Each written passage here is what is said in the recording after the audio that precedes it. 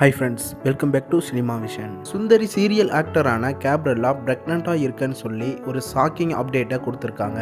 TikTok மூலமாக கொஞ்சம் கொஞ்சமாக வளர்ந்து பாப்புலர் ஆனவங்க தான் கேப்ரல்லா. இவங்களோட நடிப்பு ரொம்பவே நல்லா இருந்ததுனால சுந்தரி சீரியலில் நடிக்க வாய்ப்பு கிடைச்சது. சுந்தரி சீரியலில் 4 வருஷமாக நடிச்சிட்டு வந்துட்டு இருக்காங்க. சன் டிவியில் 4 வருஷத்துக்கு மேலே அதிகபட்சமாக ஓடின சீரியல்னு பார்த்தா அது சுந்தரி சீரியலாக தான் இருக்கும். சுந்தரி சீரியல் மூலமாக கேப்ரல்லாவுக்கு நிறைய ரசிகர்கள் கிடைச்சிருந்தாங்க. அவங்களோட ஆக்டிங்காகவே தனி ரசிகர்கள் கூட்டமே இருக்குதுன்னு சொல்லலாம். இந்த நிலையில சுந்தரி சீரியலோட கிளைமேக்ஸ் சீனை கொஞ்ச நாள் முன்னாடி தான் ரிலீஸ் பண்ணியிருந்தாங்க.